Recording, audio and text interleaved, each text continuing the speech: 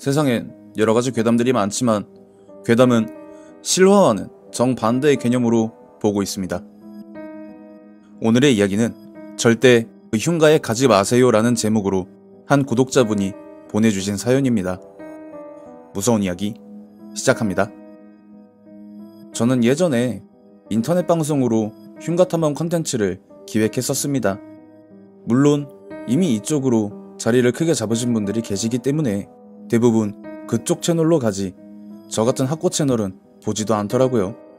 그래서 지금은 접은 상태인데 검통님 채널을 우연히 접하게 되면서 여러 번 업로드하신 흉가 썰들을 봤는데 때마침 그때 그 시절이 스멀스멀 올라오길래 제가 흉가 탐방 방송을 할 당시 겪었었던 미스테리한 일을 제보하게 되었습니다. 그건 불과 3년 전 일이었어요. 모 남초 사이트를 통해 알게 된 인천의 한 폐모텔을 컨텐츠 삼아 방송을 나갔거든요. 그런데 거길 방문했다던 사람으로 추정되는 사람이 쓴 글에 의하면 그냥 폐모텔 그 자체고 별거 없더라 라는 식으로 써놨길래 뭐 진짜 별거 없나 보네 하고 촬영 장비를 주섬주섬 챙겨서 그 폐모텔로 들어갔는데 모텔의 입구부터 뭔가 싸한 게 올라오는데 바로 망설여지더라고요. 이거 들어가면 안 될 것 같은 느낌이 쎄해서 갈팡질팡하는데 안에서 사람 목소리가 두런두런 들려오길래 아, 나 말고 다른 사람들도 왔나보다 하고 들어간 게 문제의 시작이었어요. 사람의 목소리가 들리는 곳으로 발걸음을 옮기는데 웬 노래방으로 사용하던 그런 방이 눈에 확 들어왔는데 그랬는데요. 분명 방금 전까지 데시벨이 굉장히 높은 목소리들이 그냥 뚝하고 끊긴 것 마냥 없어지고 그 순간에 보통 그런 폐모텔이면 전기고 뭐고 진작에 다 끊긴 상황일 거잖아요. 그런데 그 노래방 기계 모니터가 번쩍하고 켜졌다가 바로 꺼지더라는 거죠. 그리고 그 꺼진 모니터 화면에 제가 서 있는 방이 그대로 비춰지는데 제가 센터에 있으면 제 양옆으로 웬 여자 둘 남자 둘이 저를 빤히 보고 있는 그런 모습이 보여서 순간적으로 양옆을 둘러봤지만 당연히 아무도 없었습니다. 저는 그 순간 장비고 뭐고 다 내던지고 비명 지르면서 입구가 있는 방향으로 달려나갔는데 그 목소리들이 다시 들리기 시작하더니 야, 쟤 튀는 거 봐. 야, 근데 우리가 뭐 했냐? 야, 이 맛에 이짓거리 하는 거지 등에 저를 비아냥거리면서도 한탕했다라는 뿌듯하다는 식의 말을 하더라고요. 밖으로 나온 저는 바로 차에 타서 시동을 걸었는데 그때 마침 생각이 드는 와씨, 내 장비들 저거 다 안에다 내팽개쳐놓고 왔는데 어떡하지? 이것과 그냥 내일 아침에 다시 와서 주워가면 되겠지 라는 생각이 충돌했지만 만약 그 사이에 다른 사람들이 와서 그걸 주워가기라도 하면 저는 더 이상 생각하길 포기하고 휴대폰 불빛에 의존해서 아까 전에 그 방을 찾아 나섰습니다. 그렇게 그 방의 앞까지 도착한 저에게 펼쳐진 건 도저히 믿을 수 없는, 그러니까 굳게 닫혀진 그 방 안에서 남자와 여자들이 노래방 음악에 맞춰 왁자지껄 노래를 부르는 소리. 와, 이거 진짜 장난 아니구나 라는 걸 깨닫는 순간 그냥 장비 버리고 집 갈까라는 욕구가 강하게 다가왔습니다. 하지만 그 장비들 생각보다 비싸거든요. 월 200달이 직장인에게 그 장비들은 도저히 포기할 수 없는 가격대라 눈 딱 감고 문을 열었는데 솔직히 저는 문을 열면 그냥 아무도 없겠지 이 생각을 하고 연 거였는데 탬버린을 든 여자 2명이 마이크 같은 것을 잡고 하던 행동을 멈춘 채로 눈알만 저를 향해 굴린 딱 그런 모습이었습니다. 저는 거기서 정말 어이없게도 아, 제가 아까 여기에 뭘 좀 놓고 가서요 라고 말했는데 그들은 여전히 아무런 미동도 없이 그 자세 그대로 저를 노려보고 있고 저는 그 자리에서 바로 일어나서 죄송합니다 한마디만 한 뒤 곧장 입구를 향해 미친놈처럼 소리를 지르면서 달려나갔습니다. 저는 뒤도 안 돌아보고 차를 몰아 집으로 갔고요. 다음날 아침 저는 회사에 반차를 낸 뒤 그 폐모텔을 찾아갔습니다. 혹시나 하는 마음에 말이에요.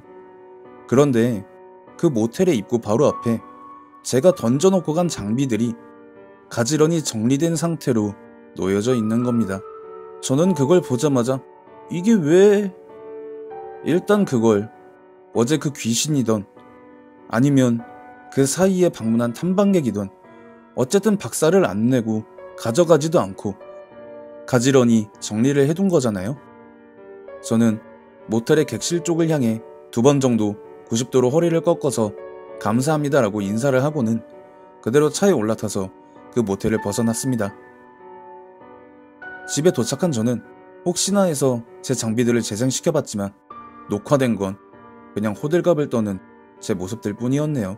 그게 그대로 다 녹화가 됐다면 저는 지금쯤 아마 다른 세계에 살고 있지 않았을까 하는 아쉬움이 남는 그런 경험이었습니다.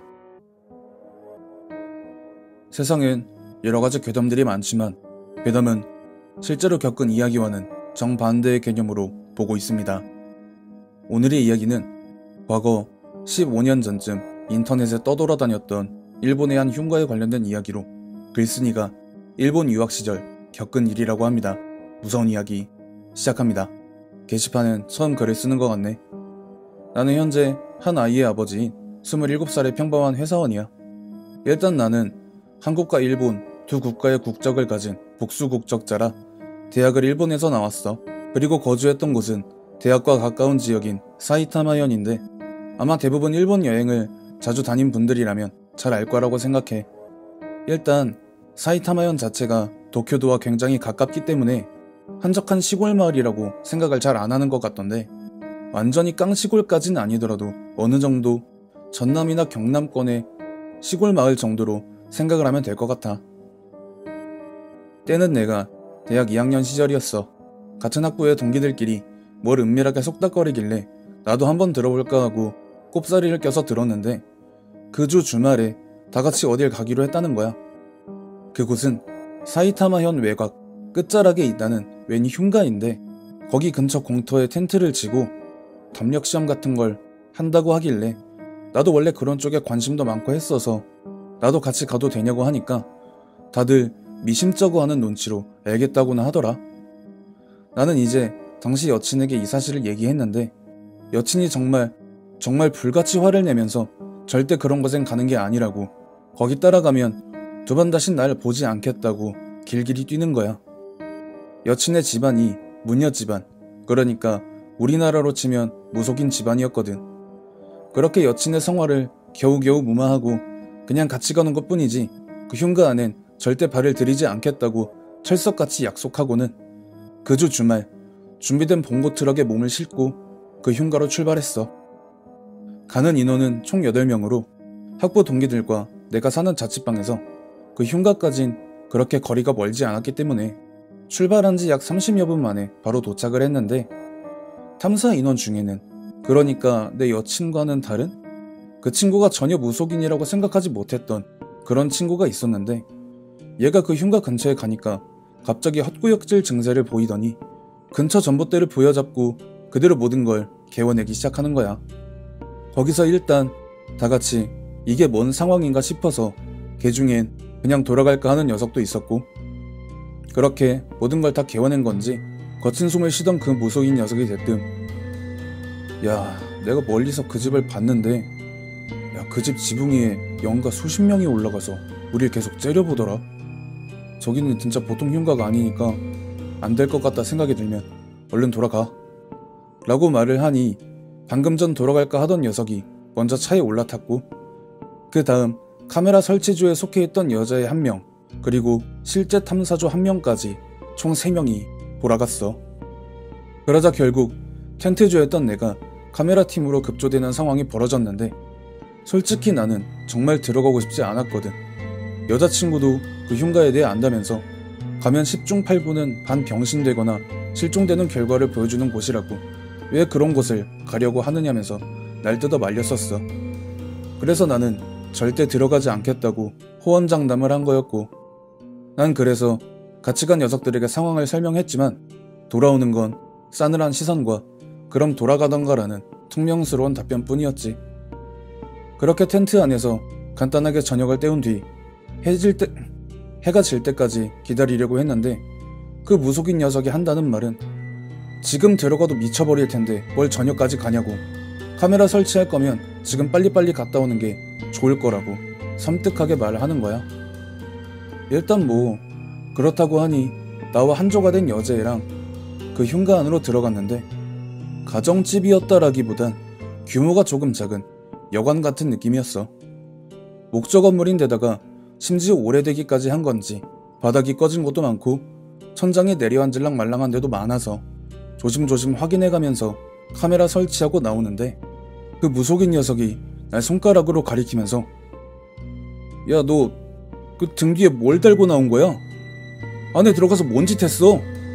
라고 하길래 뭔 개소리냐고, 그냥 카메라만 달고 나온 거라고 옆에 여자애한테 물어보라고 짜증 확 냈는데 그 여자애도 우리 진짜 카메라만 달고 아무것도 건드리지 않았는데 왜 지랄이냐고 하고, 그러니까 그 무속인 녀석이 정말 아무것도 안 했는데 저렇게 붙어서 나온다는 건 저긴 그냥 들어가지도 말아야 할 곳이라는 걸 방증하는 거라고 그냥 돌아가자고 애걸복걸 하더라. 하지만 카메라까지 설치한 마당에 뭘 어쩌겠어. 솔직히 그거라도 회수를 해와야 되니까 일단 거길 들어갔다 나왔던 나와 그 여자애는 우린 안 들어갈 거라고, 갈 거면 탐사조 니네 둘이서 들어가서 카메라 회수하고 나오라고 했어. 그랬는데 걔네 둘 진짜 안 들어가려고 별수를 다 쓰더라. 한 놈은 나한테 비열한 조센진 놈이라고 비아냥거리는 거 그냥 니에 뜨레그 하면서 놀려댔어. 그렇게 들어간 지 약 5분 정도 지났을까?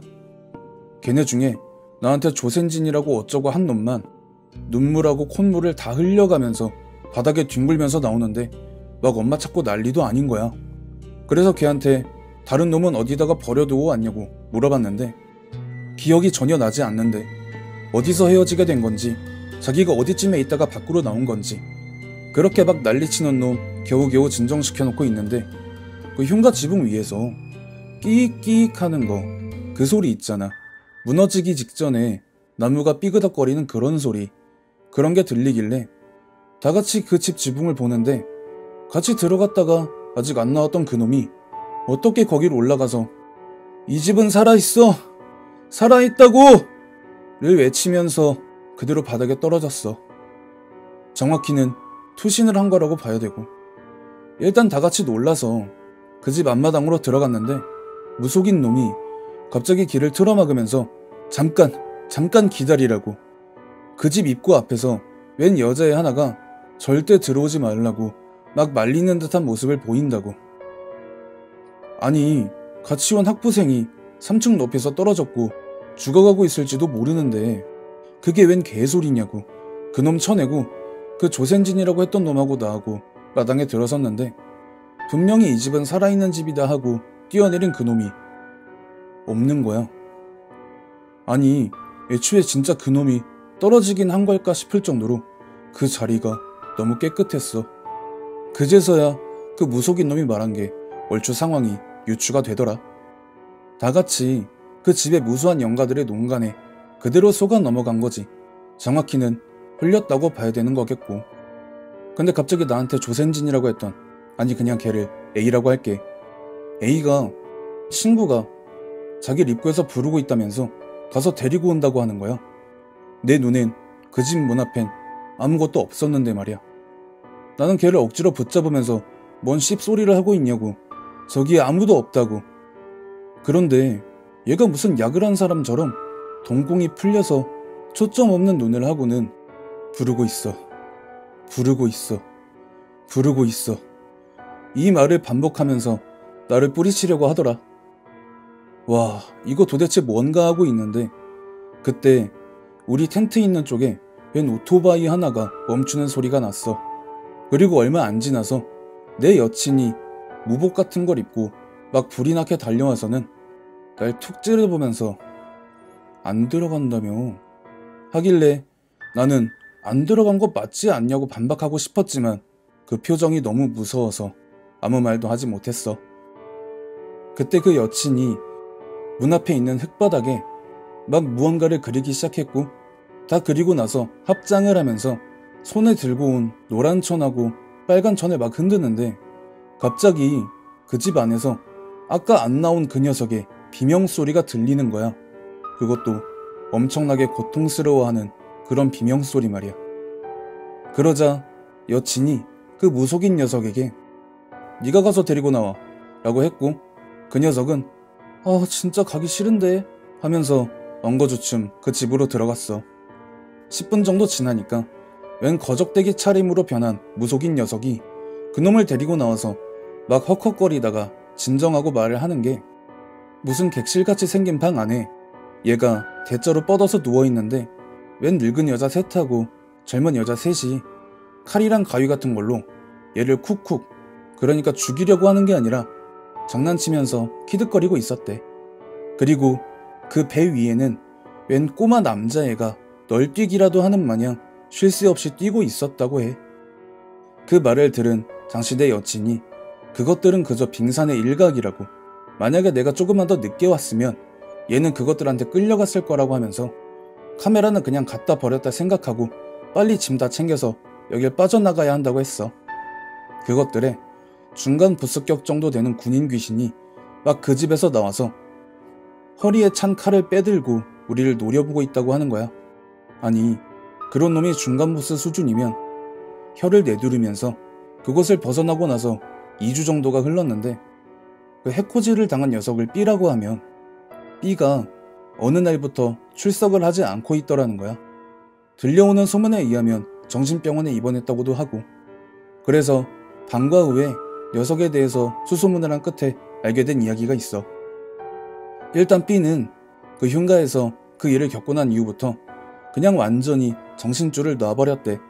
말도 아예 못하고 무어가 그리 불안한 듯 계속 덜덜 떨면서 주변을 두리번거리고, 결국 B의 부모는 정신병원에 녀석을 입원시켰다는데, 그래서 우리가 내린 결론은 녀석은 결국 영원히 그 굴레 안에 갇히게 된 게 아닐까였어.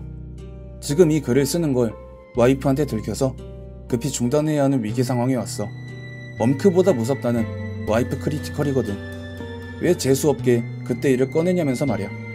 당시 그 일을 겪었을 때 그 여친이 내 현재 와이프야. 어때? 솔직히 내가 생각해도 임팩트는 별로 없고 뜬구름 잡는 얘기 같긴 한데, 그래도 지금 생각해도 나는 꽤나 무서웠던 일로 기억하고 있어. 반응이 안 좋아도 이해할게. 본 이야기는 여기서 끝이 납니다. 이 이야기는 당시 모 사이트 게시판에서 추천수 1만을 넘게 받은 인기글이었는데, 지금은 이야기의 원본이 사라진 상태이며 아마 다른 블로그 등에서 돌아다니고 있을 거라고 생각합니다. 시청해주신 모든 분들 감사드리며, 무서우셨다면 구독과 좋아요, 알림 설정 부탁드립니다. 세상엔 여러가지 괴담들이 많지만 괴담은 실제로 겪은 이야기와는 완전히 다른 개념으로 보고 있습니다. 곰통공포라디오, 오늘 들려드릴 이야기는 시청자 윤보라님이 보내주신 이야기로 베트남에 여행을 갔을 때 겪은 이야기라고 합니다. 과연 어떤 이야기일지 지금 바로 알아보겠습니다. 이 이야기는 제가 4년 전에 베트남에 여행을 갔을 때 겪었던 일이에요. 당시 5년간 몸담았던 회사를 퇴사하고 심적으로 많이 지쳐있던 상태였어서 해외여행을 통해 여독을 풀 요량으로 베트남의 다낭행 티켓을 끊었습니다. 그리고 이 얘기를 전 회사에서 친했던 동료들의 단톡에 말을 했더니 저랑 유독 가까웠던 박은영 대리가 다낭 현지에 자기가 잘 아는 여행 가이드가 있는데 지금은 쉬고 있지만 자기가 말을 하면 기꺼이 동행을 해줄 거라며 말을 하더라고요. 그렇게 다낭에 도착을 해서 박 대리가 알려준 번호로 연락을 하니 저 멀리서 한 여성분이 손을 흔들며 오토바이를 타고 다가오는 게 보여서 동승을 한 채로 제가 예약한 호텔방으로 함께 이동을 했죠. 총합 4박 5일의 여행기간 중 이틀 동안 다낭 안에 있는 모든 관광지는 물론 현지인 가이드분이 추천하는 맛집과 로컬 맛집을 전부 돌아다니며 재미있는 시간을 보내고 난 뒤에 이제 뭐하지라는 생각이 들 때쯤 가이드분이 교외 지역을 돌아다니면서 유적 같은 데를 살펴보는 것도 좋은 방법이라고 말씀을 해주셔서 동의를 하고 다음날 이동을 하려고 준비를 하는데 비가 거의 폭우 수준으로 쏟아지길래 그냥 취소하고 숙소에서 시간을 보내려 했죠. 하지만 불굴의 의지를 가진 가이드분은 기어이 차를 렌트를 해오셨고 그렇게 마음이 붕 뜬 상태로 3일차의 일정을 시작했습니다. 사실 이날 겪었던 일이 제가 제보하는 이야기의 엑기스이자 전부라고 봐도 무방합니다. 차를 타고 도심가를 빠르게 벗어나니까 그제서야 여기 진짜 동남아시아구나 라는 걸 느낄 만한 풍경이 펼쳐졌고요. 지나치는 풍경들을 감상하고 있으니 뭔가 답답했던 느낌이 쫙 하고 풀리면서 안정감과 자유감이 전신을 뒤덮더라고요. 그런데 비가 너무 많이 와서 그런 건지 아니면 잔고장이 많은 건지 가이드분이 연신 이상한 애를 연발하길래 왜 그러시냐고 했더니 내비게이션이 원래 설정한 도착지로 안 가고 자꾸 이상한 쪽으로 안내를 한대요. 이미 다낭에서 멀리 떨어진 곳까지 와버려서 도착지 설정을 다시 해야 할 것 같다고 차를 세우시는데 갑자기 거짓말처럼 비가 뚝 하고 그치더니 뽀얗던 안개까지 싹 걷어지자 저희의 앞에 웬 건물 하나가 보이기 시작했습니다. 이게 우리나라에서 제법 규모가 있는 사찰을 있는 그대로 본 적이 있는 분들이 얼마나 계실지는 모르겠지만 정말 그런 느낌과 흡사한 양식을 띠고 있는 건물이었고, 특징이라고 할 만한 게 누가 봐도 사람 손을 오랫동안 타지 않았다고 할 정도로 무너지기 일보 직전의 폐건물이라는 것이었는데요. 풍겨지는 느낌이 마치 영화 알포인트에서 나오는 귀신 나오는 건물같이 흉흉한 느낌에 당장이라도 귀신들이 얼굴을 빼꼼 내밀 것 같은 느낌마저 들었습니다. 심지어 가이드분이 하는 말이 자기가 다낭에서만 15년을 살면서 가이드 일을 해왔었는데 이런 건물은 처음 본다고 하더라고요. 일단 오랫동안 차 안에 타고 있기도 했었고 비도 그쳤으니 차에서 내려서 기지개도 켜고 몰래 노상방뇨를 하며 그 건물이 풍기는 음산한 분위기에 취해 넋을 놓고 바라보는데 그 건물 안에서 어떤 남자가 걸어 나오는 게 보였습니다.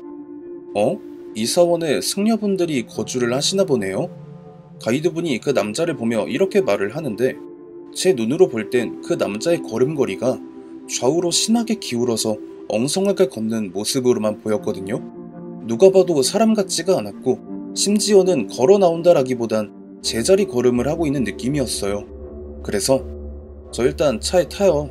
저 사람이 승려인지 괴한인지 모르잖아요. 이렇게 말을 하고 가이드분의 오킷을 잡아서 차 방향으로 끄는데 가이드분의 동공이 완전히 풀려 있더라고요.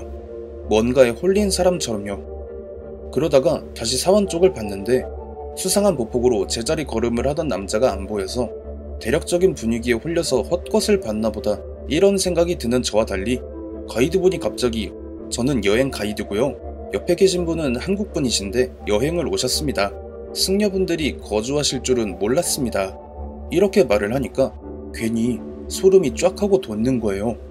분명 제 눈엔 아무것도 안 보이는 허공에 대고 합장을 하며 말을 하니까요. 그러다가 차 안에서 제 핸드폰 벨소리가 들려서 휴대폰을 가지고 다시 그 자리로 돌아갔는데 가이드분이 온데간데 없이 사라졌더라고요. 본능적으로 직감을 했죠. 귀신의 손에 이끌려서 저 사원 안으로 들어갔구나라는 걸요. 솔직하게 돌아가는 길을 전혀 모르는 데다가 베트남 말도 몰라서 내비게이션을 작동하는 법도 몰랐고 당연히 현지의 공안에 연락을 취할 방법조차 모르니까 어쩔 수 없이 사원 안으로 들어가는 길을 선택했습니다. 그렇게 들어간 사원의 내부 모습은 뭐랄까 도저히 종잡을 수 없는 느낌이었어요. 생전 처음 보는 내부 장식인데 대부분 파손이 심하게 돼서 원형을 알아볼 수조차 없었고요. 벽을 비롯한 곳곳이 검붉은 무언가로 칠해져 있는 대략적인 모습만 확인할 수 있었습니다. 사원 안이 너무 층고도 높고 공간도 넓어서 핸드폰 후레쉬로는 딱 제 앞길만 비춰질 뿐이었으니까요. 그렇게 가이드분의 이름을 부르면서 정처 없이 그 넓은 공간을 배회하던 중에 사원의 창문 사이로 햇볕이 들어왔고 그제서야 그 사원 내부의 모습을 확실하게 확인할 수 있었는데요. 마치 전쟁 중에 파괴가 자행된 것처럼 완전히 난장판이었고 곳곳에 머리를 비롯한 신체 일부가 잘려나간 불상들이 나뒹굴고 있는 데다가 제가 아까 전에 검붉은 무언가로 칠해져 있는 벽 곳곳을 봤다고 했었던 게 제대로 보니 전부 핏자국인 거예요. 가이드분을 찾고 자시고를 떠나서 빨리 그곳으로부터 벗어나야겠다는 생각밖에 들지 않았습니다. 그렇게 막 입구 쪽을 향해 뛰어가는데 갑자기 뒤통수를 둔탁한 무언가로 한 대 맞은 것처럼 머리가 띵해지더니 방금 전까지 제 눈앞에 보였던 입구가 사라지고 벽이 나오는데 진짜 무서운 건 둘째치고 어처구니가 없었습니다. 그래서 다시 주위를 두리번거리는데 유독 형체를 온전히 유지를 하고 있는 엄청나게 거대한 불상 앞에 어떤 여자가 무릎을 꿇고 앉아서 절을 쉬지 않고 하고 있는 모습이 보이는 겁니다. 설마 가이드분인가 싶어서 가까이 다가갔죠. 확실히 가이드분은 맞았는데 제가 막 어깨를 잡고 정신 차리라고 흔들어대도 제 손을 완강하게 뿌리치면서 방해하지 말라는 날카롭게 째진 눈으로 한번 쳐다보더니 다시 하던 행동을 반복하길래 이제는 저마저도 정신이 혼미해지면서 내가 왜 타국에 여행을 와서 이런 엿 같은 걸 겪어야 하나 하며 깊은 빡침을 느꼈죠. 결국 화가 날 대로 난 저는 가이드분의 멱살을 잡고 뺨을 여러 대를 올려치면서 정신 좀 차리라고 고함을 질렀고요. 가이드분이 정신을 차린 건지 고개를 좌우로 도리도리를 하더니 여기가 어디냐면서 당황스러워하는 그 순간 사원 전체에 연부를 외는 소리가 들려왔습니다. 그것도 한두 개가 아니라 수십 명이 단체로 떼창을 하는 소리였어요. 그 상황쯤 되면 정신이 완전히 나가서 주저앉아야 정상이지만 죽어도 한국에서 죽어야지라는 생각이 든 저는 가이드분의 손을 잡고 젖먹던 힘까지 쥐어짜가면서 거의 반파된 창문 어딘가를 발견하곤 어거지로 몸을 구겨놓고 가까스로 사원 밖으로 빠져나올 수 있었습니다. 그러고는 재빨리 차에 올라타서 일단 여기만 벗어나자며 악셀을 밟았죠. 어느 정도 시간이 지나서 다낭 시내로 들어와 호텔에서 짐을 풀며 가이드분과 아까 전에 있었던 일에 대해 이야기를 했는데요. 가이드분의 말씀에 따르면 제가 핸드폰을 가지러 차 쪽으로 이동을 했을 때 우물로 보이는 곳에서 다른 승려분이 추가로 나오시더니 이 사원은 쩐왕조 시대의 참족들을 몰아내고 불심을 함양코자 황제께서 직접 세운 유서 깊은 사원입니다. 이렇게 만난 것도 인연이니 안에 들어가서 부처님께 인사를 한번 올리심이 어떻겠습니까? 이렇게 말을 하면서 한사코 거절하는 가이드분을 반강제로 2명이서 사원 안으로 끌고 들어갔고 그 이후로는 기억이 없었다고 해요. 저는 남은 일정 내내 그 사원에 대해 알아내보려 했지만 전혀 아무런 정보를 얻을 수가 없었습니다. 그러다가 현재 재직 중인 회사에 입사를 해서 베트남 다낭에 초대 지사장으로 내려가게 된 일이 있었는데 그때 다낭에서 한평생을 살았다고 하는 통역 직원에게 그 사원에 대해 물어봤습니다. 현지인이라면 그것도 평생을 다낭에서 살았으면 충분히 알고도 남겠지라는 계산이 들어간 질문이었지만 아니요, 그런 사원 같은 게 있다는 얘기는 저도 처음 들어보는데요? 라는 허무한 답변만이 돌아왔죠. 도대체 그 사원은 무엇이었으며 제가 그 안에서 본 것들은 도대체 무엇이었을까요? 아직도 그 미스테리는 풀리지 않고 있습니다.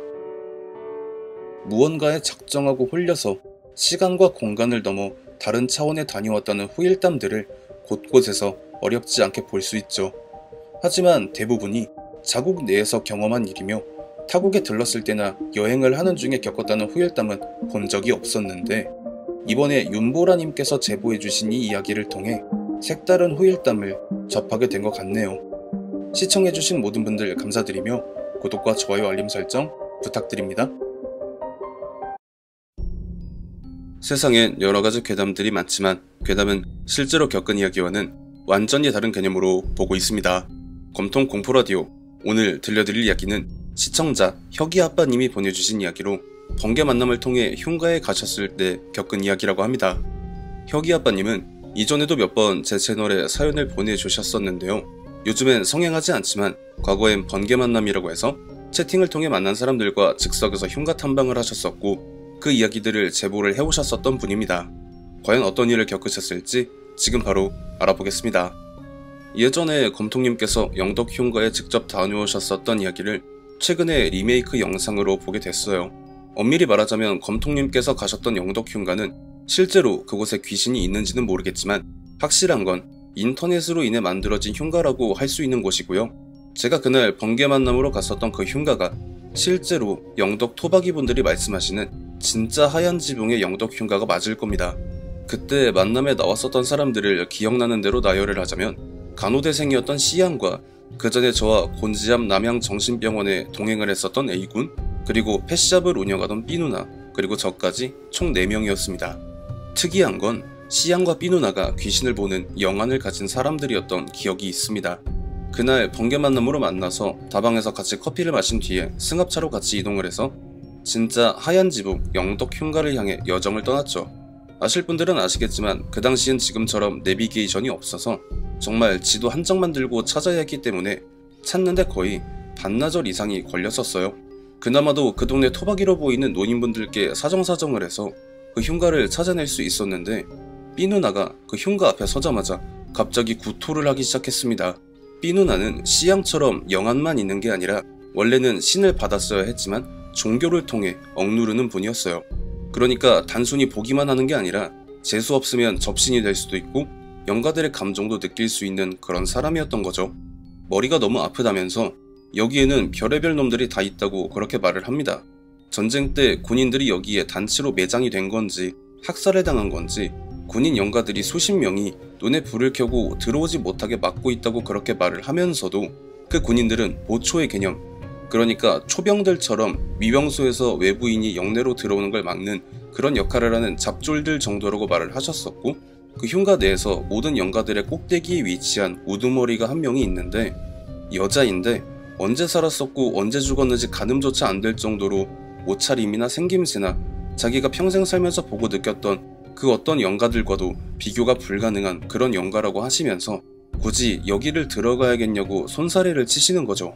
그 집이 하얀 지붕인데 낮에 보면 굉장히 포근할 것 같은데 그때가 해가 다진 밤이었어요. 기괴한 거죠. 주변에 민가도 가로등도 없어서 불빛 한 점 없는데 그 하얀 지붕 때문인지 주변이 굉장히 밝아지는 그런 느낌이면서도 가까이 가면 잡아먹힐 것 같다는 생각이 들었습니다.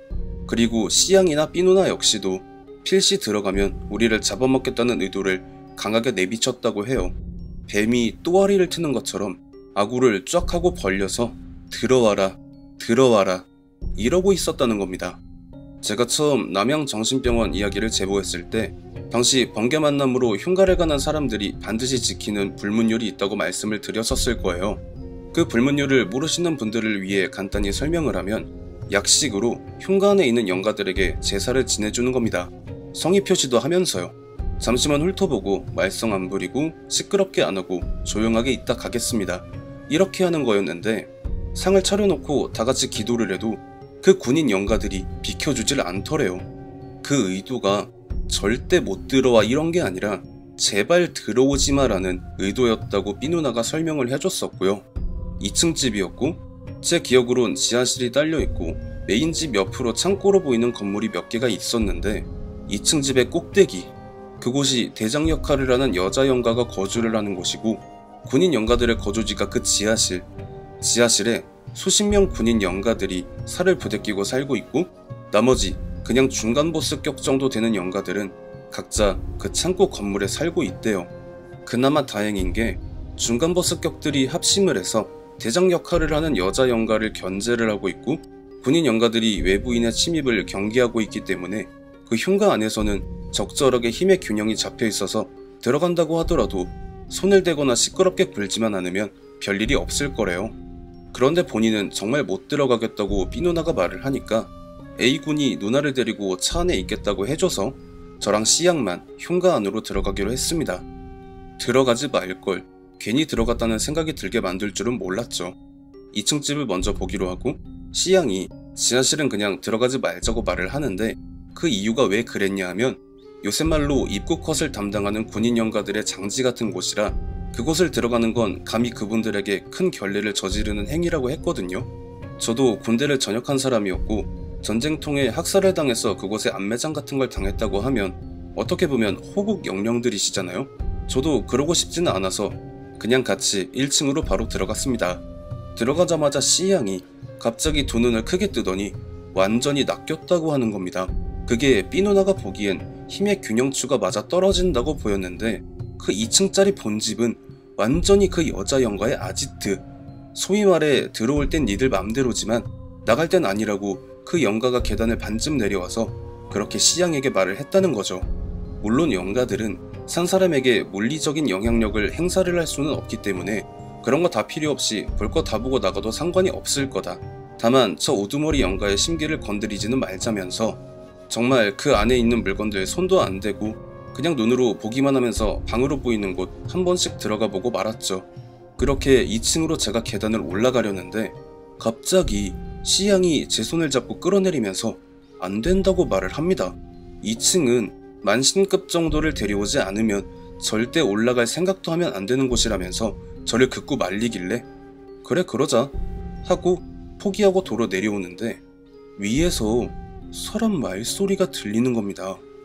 남자 목소리 2개랑 여자 목소리 하나였는데요. 아깝다. 쟤 올라왔으면 제 몸 뺏어서 사람 행세하려고 했는데 저런 애가 네가 들어가면 버티기나 하겠어. 이 2개는 남자 목소리가 맞아요. 그런데 다른 여자의 목소리는 들리는데 무슨 말인지 알아들을 수가 없더라고요.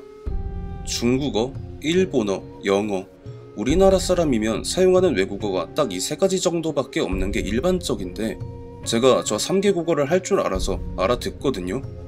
그런 것도 아니고 뭐라고 설명을 할 수가 없습니다.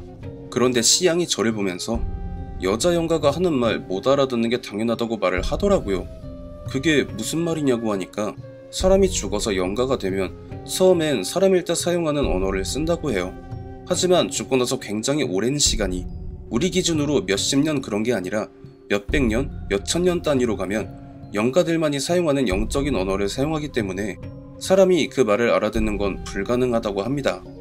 일단 2층을 포기를 하고 다시 1층을 둘러본 저희는 별거 없었네 하면서 창고 쪽으로 발을 옮겼습니다. 그러니까 갑자기 시양이 멈칫하길래 왜 그러냐고 물어봤는데요. 군인 영가들 중에 계급이 가장 높아 보이는 영가 한 명이 자기 앞을 막아서서 들어가지 말라고 말을 한대요. 하지만 깡빼면 시체로 보였던 시양은 단칼에 그걸 무시를 하고 창고의 문을 열어 제끼고 말았습니다. 그런데요, 창고 문을 열고 나서 시양이 갑자기 제가 있는 방향으로 몸을 틀더니 고개를 푹 하고 숙여버립니다. 그 상황을 직접 보면서 느낀 건 씨였다, 접신이다, 이 생각이 번쩍 들 수밖에 없었죠. 시양이 다시 방향을 창고 쪽으로 틀어서 창고 문을 닫더니 저한테 걸어오는데 군대 다녀오신 분들이면 아실 거예요.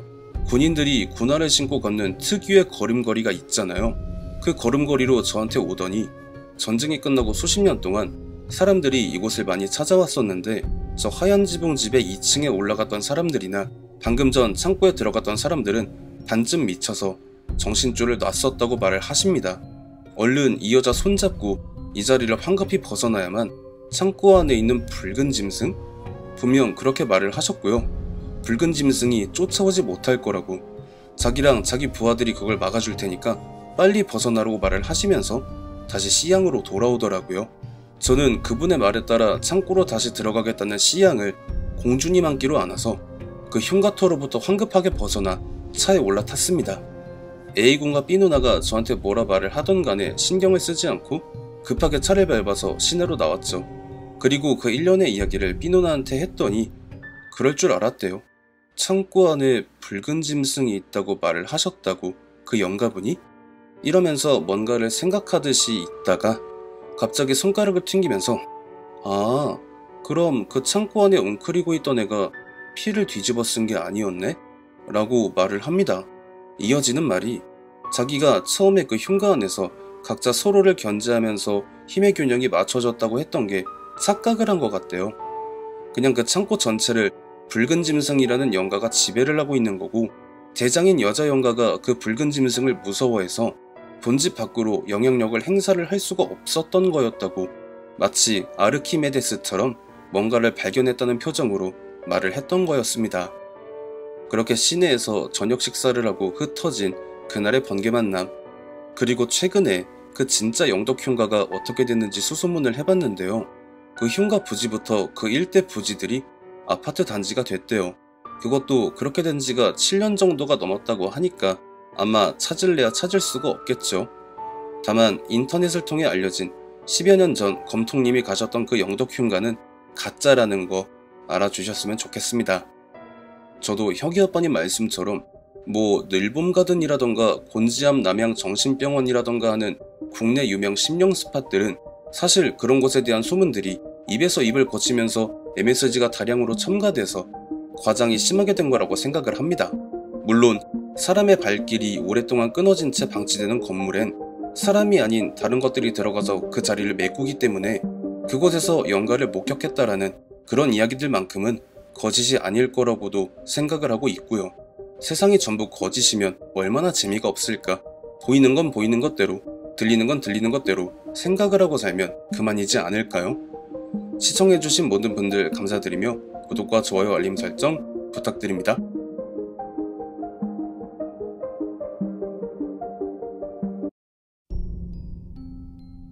세상엔 여러가지 괴담들이 많지만 괴담은 실제로 겪은 이야기와는 완전히 다른 개념으로 보고 있습니다. 검통 공포라디오, 오늘 들려드릴 이야기는 시청자 박루카님께서 보내주신 이야기로 어느 날 누군가에게 받은 오래된 인형을 집에 들인 이후로 벌어진 이야기라고 합니다.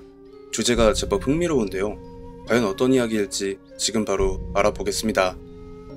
이 이야기를 어디에 제보를 하면 좋을까 생각 중에 요즘 출퇴근길에 자주 듣는 검통님 채널에 보내봅니다. 그때가 2008년이었고요. 당시에 재직하던 회사에서 바로 제 윗선임이었던 임검통 대리가 회식 자리에서 제 딸 이야기를 하며 한창 인형 가지고 놀기 좋아할 나이가 아니냐고 너스레를 떨길래 왜 그러시냐고 물어봤죠. 그러자 가방 안에서 꽤나 오래돼 보이는 듯 하면서도 고풍스러운 느낌이 물씬 풍기는 여자아이 인형을 꺼내더라고요. 그러면서 이 인형이 언제 만들어졌고 내다 팔면 한 가격 하는 건데 자네가 요즘 일이 어쩌고 하며 떠들어대는데 결국 그 인형을 제게 짬처리를 하겠다는 뉘앙스로밖에 들리지 않아서 너무 기분이 나빠서 거절을 하려다가 그래도 당시에 6살이었던 제 딸아이에게 주면 좋아하겠다 싶었고 만약 이걸 거절했다가 안 좋게 소문이라도 나면 회사 생활이 골치가 아파지니 그냥 받아서 제 가방 안에 넣어두었다가 해당 주 주말에 딸아이에게 선물로 건넸습니다. 예상했던 대로 뛸 듯이 기뻐하는 딸아이를 보니 받아오길 잘했다라는 생각이 들었죠. 그런데 그날부터 이상한 일이 한두 개씩 일어나기 시작했습니다. 딸아이가 그 인형을 손에서 놓으려 하질 않았던 게 첫 번째인데요. 유치원 등하원을 하면서도 꼭 그 인형을 끌어안고 다녔고 한 번은 아이 엄마가 이걸 제지하려 했지만 그때마다 딸아이의 눈이 시뻘겋게 충혈되고 평소에 떼를 전혀 안 쓰던 아이가 막 바닥을 굴러다니면서 난리를 피워대는 거였죠. 물론 그 나이 때의 아이들이 자기 요구가 관철이 안 되면 그렇게 떼를 쓰고 하는 게 당연한 일이고 이상할 게 전혀 없는 것도 당연하지만 제 눈에는 마치 딸이 누군가에게 조종을 당하고 있는 것처럼 보였기 때문에 그 시점부터 그 인형에 대해 의심을 하기 시작했습니다. 그렇게 그 인형이 오고 나서 한 달 정도 지났을 때 한참 일을 하는데 회사로 아이 엄마가 전화를 걸어왔다는 소리에 달려가 보니 막 횡설수설을 하면서도 울먹울먹하는 목소리로 빨리 집으로 좀 와달라고 말을 하길래 반차를 대고 집으로 바로 달려갔죠. 그리고 제가 집에 도착해서 본 광경은 가히 충격적이었습니다.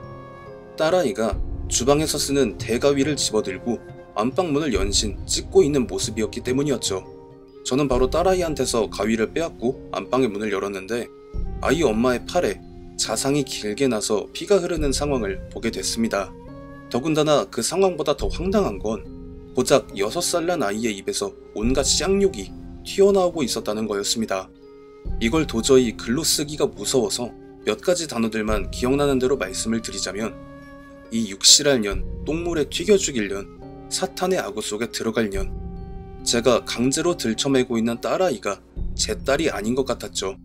막 악다구니를 쓰면서 온갖 욕을 뱉어대던 딸아이가 어느 순간부터는 아예 눈이 뒤집혀서 생전 처음 듣는 외국어를 뱉어내기 시작했습니다. 그리고 제 머리를 스치는 어떤 생각이 제 사수가 저한테 줬던 그 인형이 생긴 게 서유럽권에서 제조하는 그런 인형처럼 생겼던 거였죠. 저는 곧장 딸아이의 방에 들어가서 그 인형을 집어들고는 현관을 열고 나가서 그대로 밖으로 던져버렸습니다. 그러자 딸아이가 경련을 하며 마치 높은 곳 어딘가에서 아래로 떨어지는 듯한 행동을 취하면서 비명을 질러대는 겁니다. 그때가 되어서야 모든 퍼즐이 다 맞아 떨어진 거였죠. 안 그래도 사수가 그 인형을 처음 보여줬을 때 왠지 모르게 섬뜩한 느낌이 들었었는데요. 그 인형이 아무래도 귀신이 씌어있는 인형이었던 겁니다. 그 인형을 바깥으로 던지고 아이가 경련을 일으키다가 어느 순간 안정이 되면서 제정신을 찾는 것처럼 보였지만 곧바로 돌변해서 그 인형이 어디에 있냐고 화를 내며 찾기 시작하길래 딸아이에게 그때 처음으로 손찌검을 하면서 크게 화를 냈고 바로 아이랑 아이 엄마를 차에 태워서 인근 병원에 갔는데 아이 엄마가 처치실에 들어가고 제가 그 옆을 지키고 있는 그 와중에 병원 로비 쪽에서 사람들 비명소리가 들려왔습니다. 뭔가 싶어서 나가봤더니 딸아이가 어디서 가져온 건지 종잡을 수 없는 날카로운 유리 조각을 들고 교복을 입고 있는 한 여학생의 다리를 찔러버린 상황이더라고요.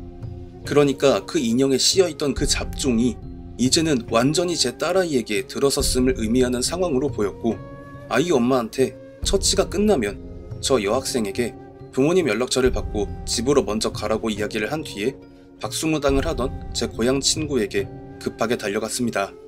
저는 가는 길에 혹시 몰라서 당시 살던 아파트에 들려서 쓰레기장을 뒤져서 아까 전에 밖으로 던진 인형을 함께 가져갔죠. 친구놈이 제 딸과 인형을 번갈아 보더니 한숨을 크게 쉬면서 이거 너한테 준 그 새끼가 진짜 사람 새끼가 맞아? 이렇게 말을 하는 겁니다. 그 말이 인간 말종 새끼 이런 게 아니라 정말 네 사수라는 사람이 준 게 맞냐고 물어본 거였습니다. 그 인형에 씌어 있었고 당시 제 딸에게 옮겨탄 그 망할 잡종 정도의 연관은 자기도 맨정신에 가방에 가지고 다니는 게 불가능한데 일반인이 그게 가능할 수가 없다라는 말을 덧붙이더라고요. 그래서 저는 곧장 사수에게 전화를 해서 저번 회식 자리 마무리할 때 준 인형 기억하냐고 물어봤는데요. 되게 놀란 목소리로 자기가 언제 그런 걸 줬었냐고, 자기는 회식 중간에 집에 일 생겨서 먼저 들어갔었다고 이렇게 말을 하는 겁니다. 그러니까 정체를 알 수 없는 무언가의 존재에게 작정하고 홀리고 당하고 말려들었다, 이렇게 정의가 되는 그런 상황이었던 겁니다. 다행인 건 그 친구놈의 신발이 기가 막혔어서 그 인형과 제 딸에게 옮겨붙은 잡종을 깨끗하게 없애버릴 수 있었고요. 딸아이는 그때 그 일을 드문드문 기억은 하는데 전체적인 틀은 아예 기억을 하지 못합니다. 그러니까 자기 스스로 자아를 가지고 저지른 일들이 아니라 딸아이에게 들러붙었었던 그 잡종이 딸아이의 정신 자체를 지배를 하고 저지른 일이라 그런 게 아니었을까 생각합니다. 박루카님의 이야기를 보니까 에나벨이라는 영화가 갑자기 생각이 났습니다. 전체적인 느낌도 살짝 비슷하다고 느껴지네요. 다만 에나벨은 당대 유명한 영매사가 다 달라붙어도 못 당해낸 반면 박루카님 말씀에 따르면 그 잡종이라고 칭한 귀신은 신발 끝내주는 무속인분의 불호령 한 방에 나가 떨어졌다는 게 다른 점이라면 그렇지 않을까 합니다. 시청해주신 모든 분들 감사드리며 구독과 좋아요 알림 설정 부탁드립니다.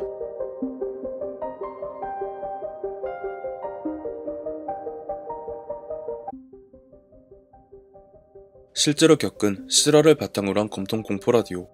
오늘 들려드릴 이야기는 시청자 혁이아빠님께서 보내주신 이야기로 과거 업로드했던 혁이아빠님의 이야기 중 중고차에 딸려온 2명의 귀신과 이어지는 이야기이며, 역시 제가 과거 업로드했었던 나주 흉가의 번개 만남으로 흉가 파티를 결성하여 다녀오셨던 이야기입니다. 과연 어떤 이야기일지 지금 바로 알아보도록 하겠습니다. 이 이야기를 이렇게 늦게 제보하게 될 줄은 전혀 몰랐습니다 라기보단 까먹고 있었다가 제 이야기의 재생 목록을 듣던 중에 갑자기 생각이 났거든요. 그래서 생각난 김에 말씀을 드려야겠다 했습니다.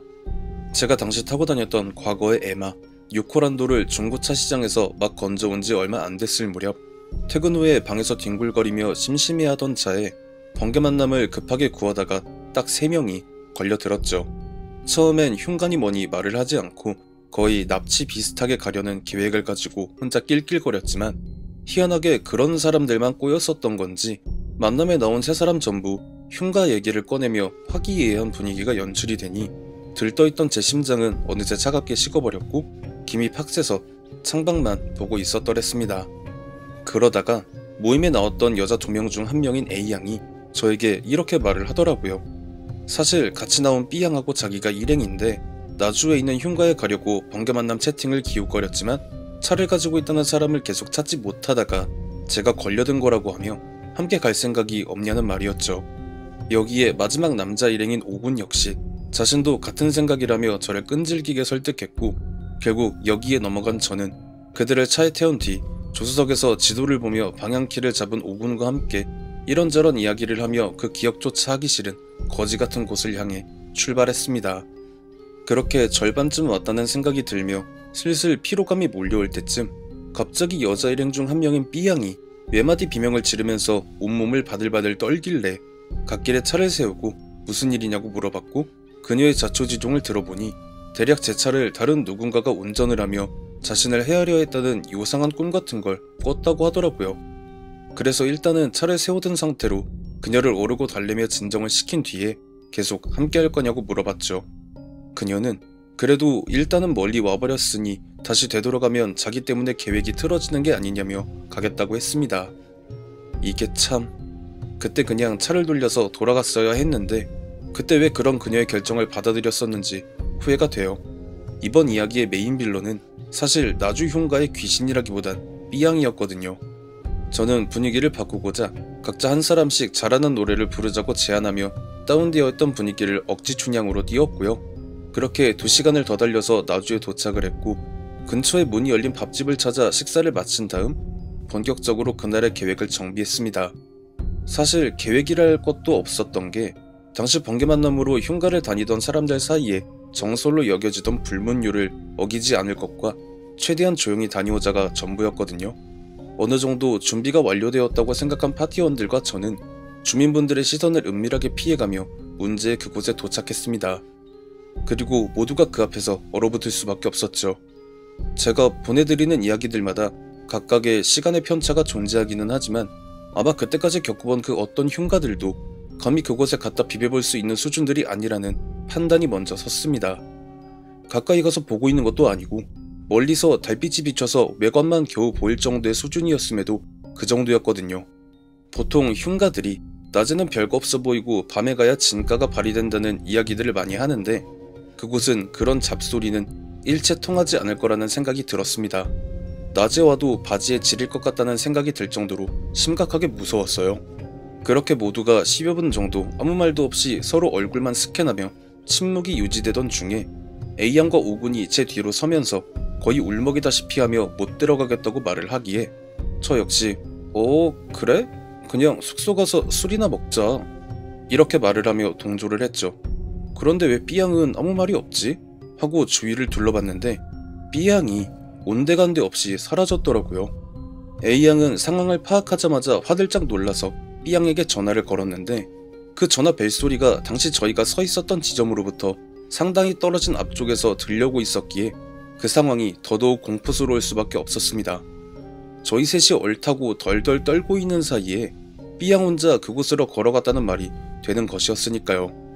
A양은 빨리 찾으러 가야 한다며 방금 전까지 했었던 말을 전부 잊은 듯 미친 사람처럼 그곳을 향해 뛰어갔고 저와 오군 역시 여자들을 저런 위험한 곳에 둘 수 없다며 황급히 그 뒤를 따라 달렸습니다. 결국 들어가려 시도조차 하지 못했던 그곳에 일행 모두가 발을 들인 상황에서 B양의 핸드폰 벨소리는 점점 크게 들려왔죠. A양은 그곳의 문을 열기는 했지만 아예 진입조차 하지 못하고 발만 동동 구르고 있었고 뒤따라서 도착한 저와 오군을 애처롭게 보며 둘이서 들어가서 B양을 찾아서 나와주면 안 되겠냐는 부탁을 하는데 상황이 참 난감했죠. 사람이 5이면 B양과 1명을 더해 남겨둘 수 있을 텐데 하필이면 4명이라 저와 오군이 그곳에 들어가면 결국 A양 혼자 남게 됐었거든요. 결국 A양을 차에 데려다 놓고 다시 올라온 저와 오군은 황급히 흉가 안으로 들어가 B양의 이름을 부르며 찾기 시작했습니다. 그런데 말이에요.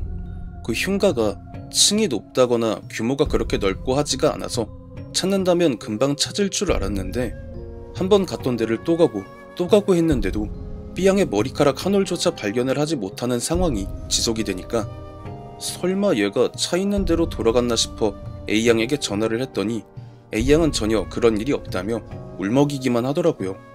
그렇게 결국 경찰에 신고를 하려는 그 순간 위층에서 B양의 목소리가 들려왔습니다. 나 여기 있어. 왜 이렇게 못 찾아 바보들같이? B양의 목소리가 이렇게 가늘고 하늘거렸었나? 라는 생각과 동시에 말투는 왜 또 저렇게 비아냥거리는 것 같이 하고 있는 거지? 이 생각이 들었습니다. 그리고 옆에서 오군이 형, B양 목소리요. 저렇게 가늘지가 않지 않았어요? 라고 덧붙였죠. 막 굵직한 목소리는 아니지만 요즘 말로 하면 걸크러쉬라고 상당히 허스키한 보이스를 가져서 신선하다라고 생각이 드는 게 B양의 목소리인데 자기를 B양이라고 말한 위층의 정체 모를 여자는 A양의 목소리와 흡사했기에 그 순간 저와 오군은 뭔가 잘못됐다라는 판단을 함과 동시에 B양을 찾기 위해 전혀 신경을 쓰지 않고 있던 흉가 내부의 모습이 눈에 들어오면서 순식간에 패닉에 빠지고 말았죠. 판단에 의거하면 일단 위층에서 목소리를 낸 대상은 흉가 안에 살고 있는 귀신이 분명했고, 저와 오군이 동시에 듣고 느낀 수많은 발소리들, 그리고 마치 우리가 발을 딛고 서 있는 이 공간이 누군가의 손바닥이며 이게 움켜쥐어지는 동시에 잡아먹힐 수도 있을 거라는 확연한 공포감. 이 상황을 마치 누군가가 각본을 짜고 연출을 한 것처럼 달빛이 구름에 가려지며 신낮 같더라도 존재했던 희미한 빛마저 사라지자 저와 오군은 동시에 불문율을 깨고 비명을 지르며 서로 부둥켜 안을 수밖에 없었어요. 들려오던 풀벌레들의 소리들마저 음향을 꺼버린 것처럼 사라진 그 상황에서 계단을 타고 무언가가 내려오는 발소리가 들려왔습니다. 이에 저와 오군의 시선이 오차없이 동일하게 계단을 향했고, 저희들의 눈에 보인 건 분명 삐양이었습니다. 삐양이 분명 맞았거든요. 달빛이 사라지면서 반사적으로 킨 후레쉬가 천장을 향해 있었기에 인상착이나 생김새를 보며 분명 삐양이라고 생각했던 그 여자가 갑자기 계단에 바짝 붙어 엎드리더니 엄청난 속도로 포복을 해서 저희를 향해 다가오는 그 기괴한 모습을 보자마자 저와 오군은 정말 군대에서 체력 측정을 할 때도 나오지 않았던 속도의 뜀걸음으로 흉가 바깥으로 미친놈들처럼 뛰어나오고 말았습니다. 삐양을 찾는 건 경찰에 신고를 하는 걸로 하기로 하고 일단은 차가 있는 곳을 향해 냅다 달렸던 것이었죠. 그리고 차에 도착한 저와 오군의 눈에 보인 건 지금 생각해도 믿기 힘든 광경이었습니다. A양과 B양이 차 밖에 나란히 서 있는 모습과 "나 찾았었어?" 라고 퉁명스럽게 말하는 B양 때문이었죠. 이게 뭔 상황인가 싶어서 일단 진정을 한 다음 B양에게 물어봤는데요. 일단 B양은 흉가 안에 들어간 적이 없었고, 저와 오군과 A양이 얼어붙어 있을 때 갑자기 화장실에 가고 싶어져서 저희에게 말을 했고, 급히 볼일을 볼 곳을 찾아 숲으로 들어갔다가 나와보니까 아무도 없길래 흉가 쪽으로 갈까 차 있는 쪽으로 갈까 하다가 차에 도착을 하니 A양이 반쯤 미친 사람처럼 자신을 부둥켜 안고 펑펑 울더라. 이게 그녀의 증언 전부였습니다. 그렇다면 저와 모두가 들은 B양의 핸드폰 벨소리는 도대체 어떻게 흉가 안에서 들려왔던 걸까요? 그리고 저와 오군이 동시에 봤었던 계단을 타고 포복을 해서 다가오던 B양은 도대체 무엇이었을까요? 한 가지 확실한 건 나주 흉가는 제가 겪었던 흉가들 중 5손가락 안에 들어가는 무시무시한 곳이라는 거예요. 이 이야기가 영상으로 나간 뒤에 만일 그곳을 방문하고자 하는 분들이 있다면 극구 말리고 싶네요. 그 흉가를 전체적으로 다 겪은 것도 아니고 살짝 찍어서 맛만 본 게 그 정도였으니 만약 제대로 홀린다면 어떤 일이 일어날지 장담할 수 없다는 말씀 드리면서 이야기 마치겠습니다. 나주 흉가. 대한민국의 공포 스팟을 꼽으라면 여전히 등판을 하는 레전드인 그곳은 저도 과거에 지인과 함께 철없는 생각에 방문했다가 큰 곤욕을 치른 기억이 있는 곳인데요. 저 역시 혁이 아빠님과 마찬가지인 생각으로 만약 그곳에 갈 생각이 있거나 생각이 드는 분들이라면 정말 머리채를 쥐어잡아서라도 말리고 싶어요. 현재 대부분의 공포 스팟이 흉물이라는 이유와 재개발이라는 명목으로 전부 갈려나가고 그 자리에 다른 건물이 들어섰다고 알고 있지만 이상하게 아직까지도 그 자리를 굳건히 지키며 흉물로 남아있는 나주 흉가. 과연 어떤 사연이 있길래 아직까지 사람의 손을 타지 못한 걸까요? 시청해주신 모든 분들 감사드리며 구독과 좋아요 알림 설정 부탁드립니다.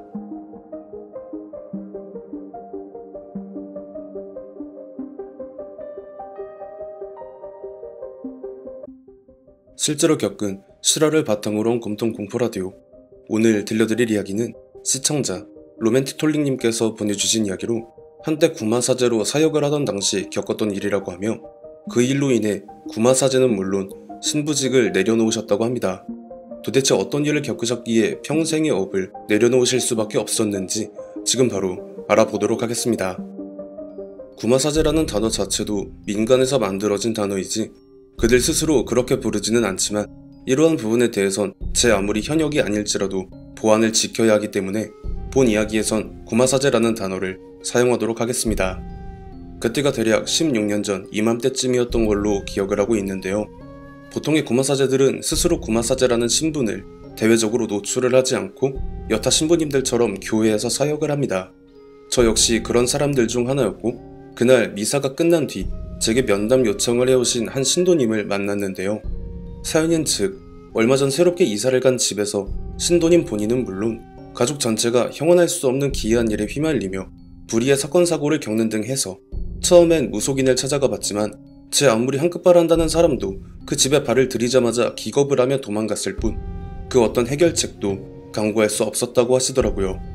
보통 이럴 때 일반적인 사제분들은 성수를 지참한 채로 대동하여 집에 축성 기도를 해주는 것 외에는 별달리 해주는 조치가 없었는데 왜 굳이 저에게 면담까지 해가면서 이런 이야기를 하는지가 궁금해서 물어봤습니다만, 어릴 때 엑소시스트라는 영화를 봤는데 거기서 신부님들이 엑소시즘을 했었던 게 기억이 나서 그랬다고 하더라고요. 참 어이가 없고 황당하기도 했죠. 일단은 제가 구마사제라는 걸 숨긴 채로 성수를 품에 넣고 신도님의 집을 찾아갔습니다. 저와 같은 목회자들은 신학을 배우긴 하지만 각자가 태어난 조국이나 다른 국가들에 산재한 무속신앙에 대해서도 깊게 연구를 하기 때문에 무속인들이 왜 기겁을 하고 도망을 갈 수밖에 없었던 건지 궁금하기도 했고, 그냥 보통의 악령이라면 어렵지 않게 눌러버릴 수 있다고도 생각했죠. 하지만 그건 제 오판이자 살면서 처음 저지른 엄청난 실수였어요. 신도님의 자택은 요즘처럼 아파트나 빌라 같은 게 아니라 정원과 마당에 딸린 저택에 가까웠는데, 대문을 열고 들어서자마자 제 눈에 보였던 건 지붕부터 시작해서 담벼락과 정원, 마당을 가리지 않고 빼곡히 뒤덮인 그 수를 셀 수조차 없을 정도로 많은 뱀의 무리였는데요. 일반적으로 우리나라에서 볼 수 있는 토종 뱀이 아니라 북아프리카나 남미 쪽에서 볼 법한 그런 뱀들이었습니다. 그리고 마당의 한가운데에 있는 대충 봐도 조선시대 그 이전부터 있었던 것으로 추정되는 낡고 추리한 우물이 있었는데, 그 우물을 통해 집 전체를 뒤덮은 그 뱀들이 나오고 있는 것까지 봐버린 저는 이건 절대 악령 따위가 할 짓이 아니라는 걸 알아차릴 수밖에 없었습니다. 제가 신도님께 저 우물이 뭐냐고 물어보니까 신도님도 이사 올 때 저렇게 돼 있었다는데 뭔가 불길해 보여서 일체 건드리거나 하지를 않았다고 하셨고요. 저는 제게 확실한 저기를 드러내며 이빨을 내보이는 뱀들을 가로질러 그 우물 가까이 섰고 그제서야 눈에 뭔가가 보이더라고요. 그건 확실히 사술이나 무속신앙을 통해 이루어진 게 아닌 불교의 의식을 통해 치러졌다고밖에 믿을 수 없는 그런 모습으로 되어진 봉인의식 같은 것으로 보였는데요. 얼마나 오랜 시간이 지난 건지 그 금제는 거의 박살이 나 있었고, 그나마 그 의식을 행했던 사람의 실력이 미약하게나마 남아서 그것이 빠져나오려는 것을 간신히 막아내고 있는 것으로 보였죠. 도대체 어떤 존재가 저 우물에 잠들어 있었기에 이 땅에선 절대 볼 수 없는 유형의 뱀들이 꾸역꾸역 나오고 있는 건지 확인해볼 필요를 느낀 저는 신도님께 일단 가족분들 전부 이 시간 이후로 절대 이 집에 출입을 해서는 안 되고 최소한의 짐만 가지고 다 나가시라고 말씀을 드렸습니다만, 신도님이 주저하면서 입을 여셨는데요. 사실 얼마 전부터 신도님의 아버님이 이상행동을 보이고 있었는데 정신재활시설에 강제로 넣기는 그래서 침대에 결박을 해놓은 상태에 계신다는 그런 말이었습니다. 분명히 본인의 아버지는 태어나 단 한 번도 외국에 나가서 살아본 적도 여행을 가본 적도 없는 분이시고 할 줄 아는 외국어도 분명 없는 사람인데, 돌연 성경을 손에 쥐고 펼치시더니 어떤 한 구절을 본인조차도 태어나 처음 들어보는 알아들을 수 없는 외국어로 읽으셨다던가, 또 어떤 날에는 집에 걸려있는 십자가라는 십자가를 처절한 비명을 지르시면서 전부 방향을 아래쪽으로 향하는 역십자가로 돌려놓으시길래 이를 막아선 채로 다시 십자가 방향을 바꾸려 하니까 아예 자신의 머리를 쥐어뜯으면서 괴로워하는 모습을 보이신다던가 하는 행동을 하셨다는 것이었습니다. 여기서 저는 의구심이 생길 수밖에 없었죠. 적어도 저 우물에 어떤 존재가 봉인이 되었을 시점은 분명 이 땅에 카톨릭을 뿌리로 하는 종교가 들어오지도 전파되지도 않았을 시점으로 보였는데, 어떻게 그런 일이 일어날 수 있었나 순간적으로 머릿속이 뒤죽박죽으로 엉키기 시작하면서 들었던 생각은 일단 저 집에는 발을 들여선 안 된다였습니다. 말 맞다나 축성기도나 해줄 요량으로 아무런 준비 없이 몸만 덜컥 온 상황에서 이미 집안의 마술을 뻗친 그 존재를 상대할 수 있는 방법이 없었거든요. 봉인이 완전히 풀린 상황이 아니라고 해도 만약 제가 생각하는 그 존재가 맞다면 절대 그 영향권 안에 들어가는 순간 빠져나올 방법이나 수단이 없었습니다. 그렇다고 여기서 신도님의 아버님만 빼놓고 다 나가라, 다시는 발을 들이지 마라라고 할 수도 없는 노릇이기도 해서 머리가 지끈거리던 그 찰나에 제 휴대폰으로 전화가 걸려와서 받아보니까 제가 평소 친분이 있는 또 다른 구마사제님이 지금 막 한국에 입국해서 대교구로 가고 있다는 전화였습니다. 어떻게 그렇게 타이밍이 절묘하게 들어맞을 수 있었는지 지금 생각해도 어이가 없더라고요. 왜냐하면 제가 막 머리가 복잡해지던 중에 진짜 그 양반만 이 땅에 있었어도 라고 생각했었거든요. 이건 분명 만약 저 존재가 다시금 이 땅에 풀려나서 일어날 재앙을 미연에 방지할 수 있게 그분께서 개입하신 게 아닌가 지금도 그렇게 생각하고요. 저는 할 말을 다하고 전화를 끊으려는 그 사람에게 당시 제가 처해 있는 상황을 전부 말했습니다. 그러자 그는 이런 반구 없이 볼일 다 보고 준비해서 갈 테니까 조금만 버티고 있어달라는 말을 했죠. 사실 구마의식을 행하려면 상위 기관에 보고를 하고 허락을 받아야 합니다. 그리고 그 기간은 정확하게 얼마나 걸릴지 감히 짐작조차 불가능하고요. 물론 신도님의 아버님의 상태를 보고 나서 결정을 해도 늦지 않는다고 생각하기도 했습니다. 그렇게 신도님과 집 밖으로 나와 근처에서 시간을 보내던 중에 그 사람에게 연락이 왔고 도대체 무슨 이유 때문이냐고 물어보기에 저는 딱 이렇게 말을 했습니다. 아무래도 불경한 뱀, 그 일부가 지금 그곳에 있는 것 같다라고요. 얼마 시간이 지나지 않아서 땀으로 범벅이 된 그 사람과 조우를 했고 그렇게 저희들과 신도님은 그 문제의 집으로 함께 걸어 들어갔습니다. 저희 둘은 일단 구마자의 상태를 정확하게 판단하는 것이 우선이라는 목적을 띈 채로 그 집에 발을 들인 것이었죠. 현관문을 열자마자 저와 A는 급하게 코를 틀어막을 수밖에 없었습니다. 구마사제분들이라면 그 이유를 분명하게 아실 거예요. 불경한 존재가 산 사람의 몸에 들어섰을 때 풍기는 그 고약한 악취를요. 상태를 보고 자시고 할 그런 수준이 아니었죠. 그냥 입구에 발을 들인 것만으로도 그 정도였으니 안 봐도 비디오였습니다. A는 걸쭉하게 자국어로 욕을 뱉었고 저 역시 XX라는 욕을 뱉어내며 신도님이 알려주신 그 방 안으로 들어갔는데요. 그때까지 대략 3번 정도 구마의식을 해봤습니다만 그런 모습은 또 처음 봤고 직감적으로 알 수 있었습니다. 지금 본 이 장면은 무덤에 들어갈 때까지 잊을 수 없겠구나. 구마자번의 목 부분부터 뱀처럼 길게 늘어져서 온 전신을 웅크리듯 뒤덮고 두 갈래로 갈라져 낼름거리는 혓바닥과 그 존재들 특유의 그 눈동자가 희번덕거리면서 저와 A의 전신을 기분 나쁘게 스캔함과 동시에 그 입에서 나오는 기분 나쁜 비웃음 소리, 단순히 악령이 빙의된 그런 케이스와는 완전히 다른 케이스에 해당했습니다. 온 집안을 뒤덮은 뱀들 중 우두머리로 보이는 녀석들은 제 각기 입에 십자가를 물고 혓바닥을 낼름거리고 있었고요. 그 순간 저와 A는 깨달았습니다. 오늘 이 집에 신은 없다라는 걸요. 저에게 구마의식을 부탁하신 신도님 역시 질겁을 하며 그대로 방에 주저앉고 마셨고요. 수많은 사선을 넘나들며 스스로가 베테랑이라 자부했던 저와 A였지만 그 순간만큼은 야생의 알몸으로 던져진 한없이 나약한 어린아이의 처지와 별반 다를 게 없었습니다. 그렇다고 여기까지 와서 물러날 수는 없는 법. 저와 A는 분주하게 움직이며 그 존재를 포위해서 압박해 들어갔죠.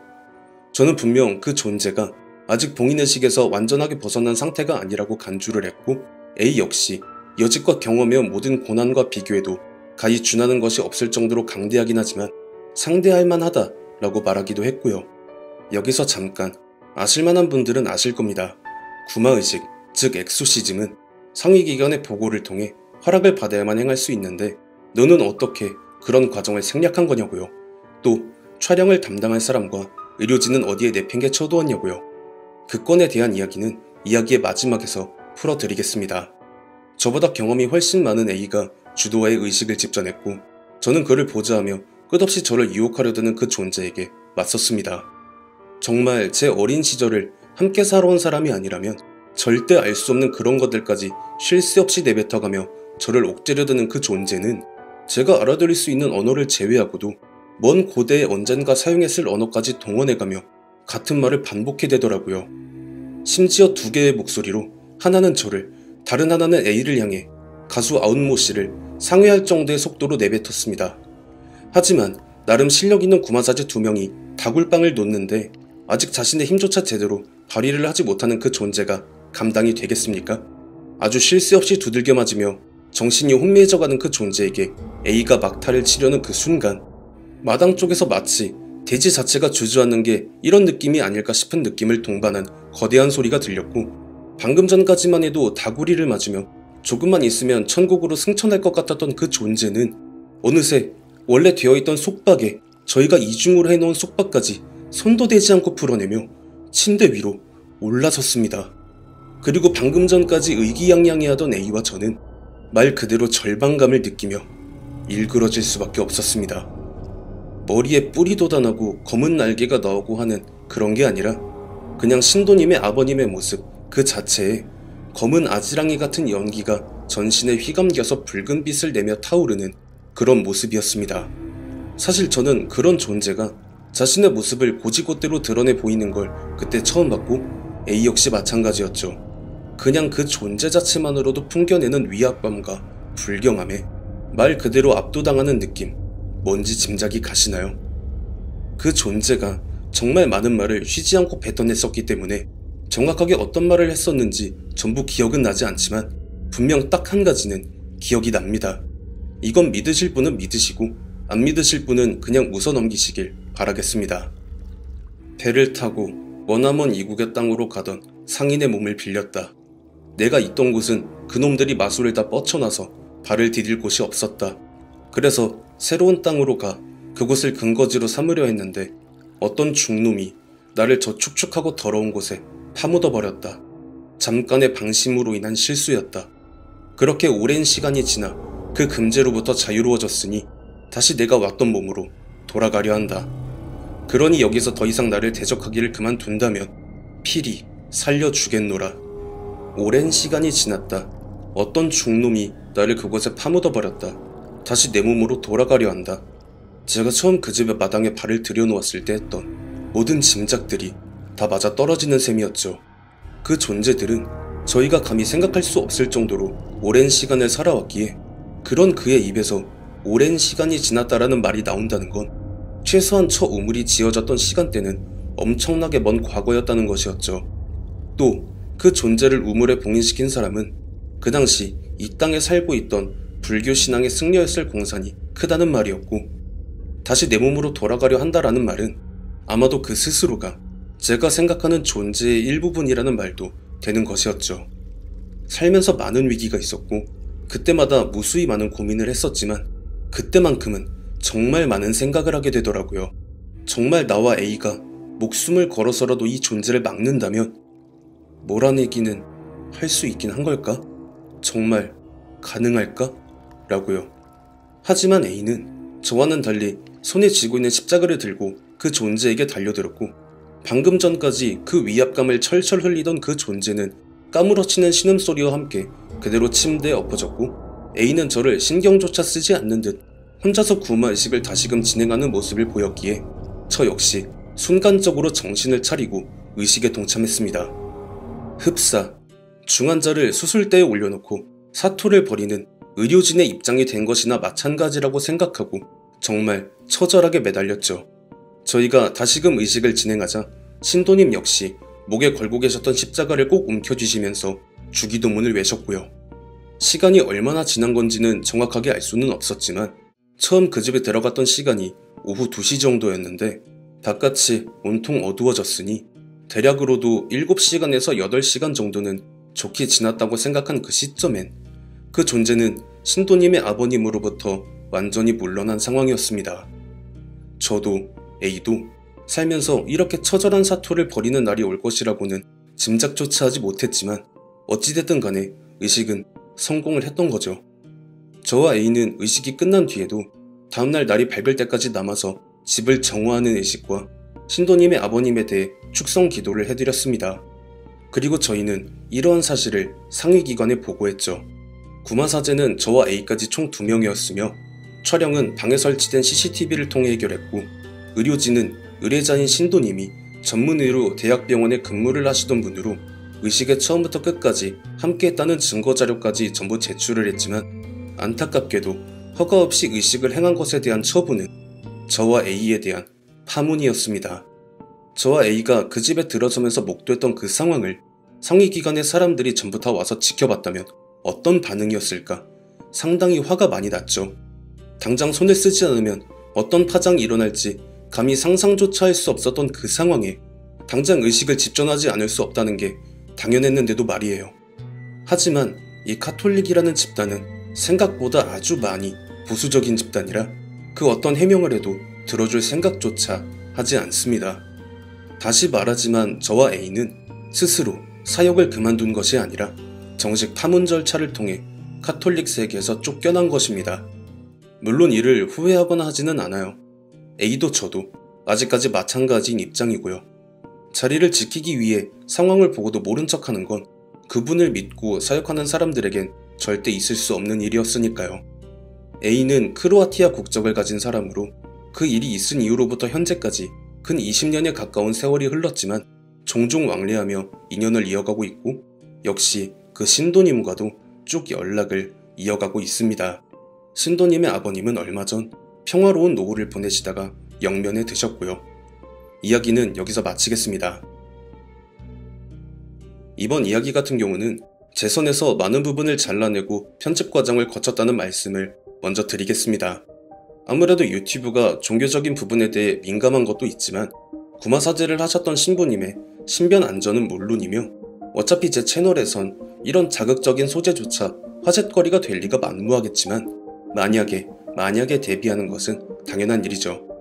또한 구마의식을 집전하셨을 때의 상황을 원고에선 정말 자세하게 세세하게 말씀을 해주셨는데 그 부분은 제가 생각할 때 굳이 넣지 않은 편이 오히려 시청자분들이 들으시기에 더 편안하지 않을까라는 생각과 아무래도 정말 이런 일이 있냐며 시시비비를 가리시는 분들의 댓글 또한 피하고 싶었던 제 의중이 깊게 반영된 결과라는 말씀 드리면서 마무리하겠습니다. 시청해주신 모든 분들 감사드리며 구독, 좋아요, 알림 설정 부탁드립니다.